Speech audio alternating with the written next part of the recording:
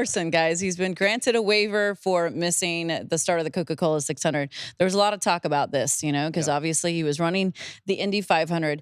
I imagine that a conversation had to have taken place between Hendrick and NASCAR once they realized the weather situation they were in to make sure this was going to be okay, because it was not like the weather crept up on everybody. We all knew that was going to be a factor. But NASCAR took a while to make this decision. They made the right decision, I might add.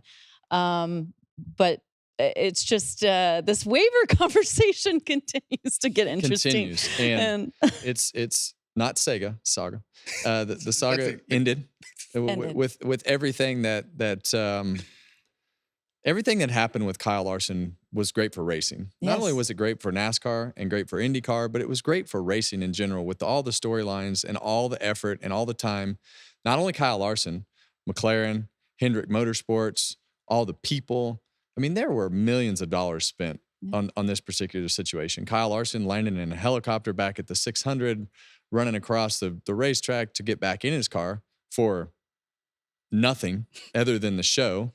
And just to fulfill his commitment. But I think this is a perfect scenario. I agree. There were a lot of high level conversations probably between everybody at the top level of NASCAR, probably all the way up to Jim France and Rick Hendrick and all the folks at Hendrick Motorsports. I would assume that those conversations went all the way to the top. And when it took longer than what we all thought it should took, I think a lot of people probably thought some things were going to happen, and I'm sure that I think the one thing that was talked about were there were a lot of politics and tying this all together with the charters and whether there were politics being played from one side to the other. I think there's a lot of things you could read into this situation, right?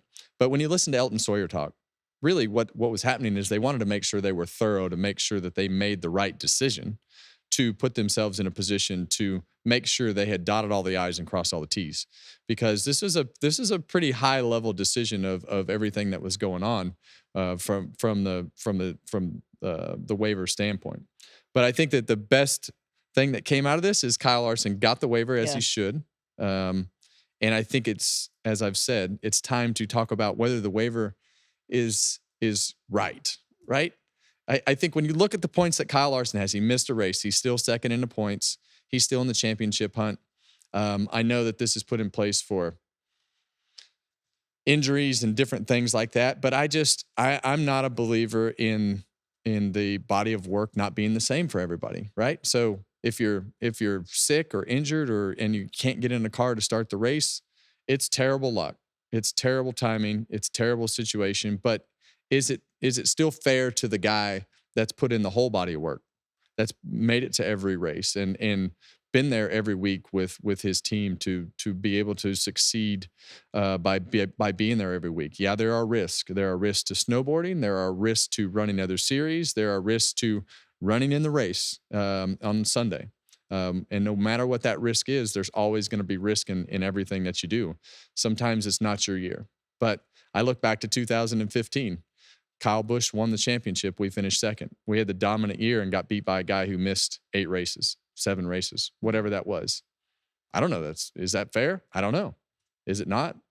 It seemed okay as we started the process, but as it's evolved, it seems like you can get a waiver for pretty much anything. Yeah. And I think if you've got enough points, then you should be able to race for the championship, as Kyle Larson will do by missing a race because he's had a great season. Mm-hmm. And Elton Sawyer, we obviously have his statements now. He talked about the fact he felt like Kyle Larson made every effort to be there, obviously, to the Charlotte race. He referenced also the fans, the fact that, fans were coming to Charlotte with the intent to see him race, which played a factor also in just the whole decision-making process. Yeah, I mean, fans went to both places to see him race. You can look at the TV ratings for that. Yeah, I mean, like it was obvious, right? So I agree. I think at this point, the waiver system, look, no one's gonna not race because they've won one and are in, right? Like in other sports, we see basketball players, especially, they kind of sit out, and like the NBA had to make a rule, so you had to play at least 65 games to get your awards. Like I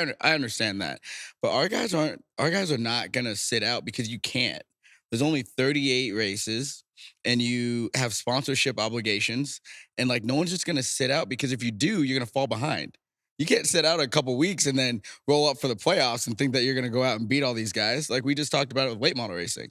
You got to do it every week, and you got to be locked in every week. And I think at this point, the waiver should be more for like injuries, more for like, especially like at track, and like if you get hurt driving the race car and you're able to come back. If you, I mean, even like something like if you're having a birth of a child, like I would be like, yes, but there's like, got to be some guidelines. There's got to be. It can't just be. Can't be everything. It can't just be. It can't be everything, and it can't be, just at the decision of a couple people, right? I guess it can be.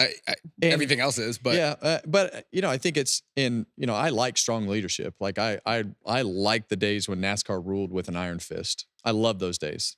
There's nobody I respect as much as I do Mike Helton.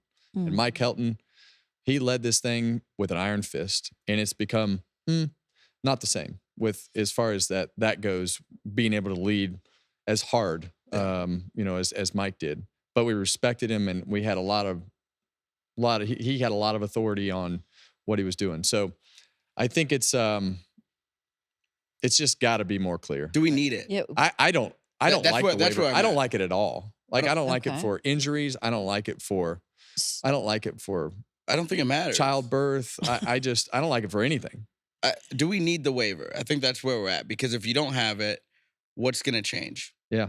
I don't think anything's going to change if you don't have it. If you're 30th or more in points and you have a win, you have a shot at your seeding in the playoffs. Yeah. I mean, if you're going to go that far, why don't we just have a drop?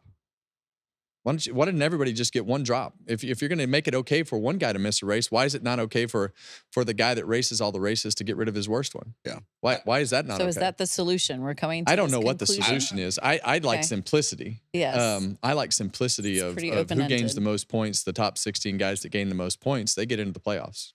That's the simplest thing. If you miss two of them and you can finish 16th, more power to you. Then you gangstered that thing. Yeah. Christian Eckes in the August season a few years ago missed a race and still won the championship. He did what he had to do to get those points back. And let's not forget, you can also just win. Just win. Yeah. Al Davis, baby. There you go. You've That's given the you've simplest given form. you've given the way to get into the playoff of winning. And if you can't win, you don't deserve to be there. Right? And that's the thing that makes Kyle Busch's 2015 championship, at least you can stomach it, right? Because of the fact that he won. Yeah. He put himself in victory lane. He met the criteria for that particular year. But if you can't do that, I don't understand why we need to make it more complicated than it needs to be. If you can win, then you deserve to be in it. And if you can't score enough points without a win, you don't deserve to be in it. And that's really all the waiver does is grant somebody access that might get in on points. Yeah.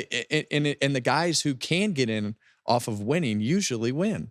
Right. Right? Mm-hmm. Right. I mean, Chase Elliott didn't win last year and he missed the playoffs. If we didn't have the waiver, it would have never even been talked about. All he had to do was win. Right. But instead, it got close enough to where we're talking about Chase Elliott being able to get into the playoffs on points. Yeah. And just leave the win. The win is the waiver.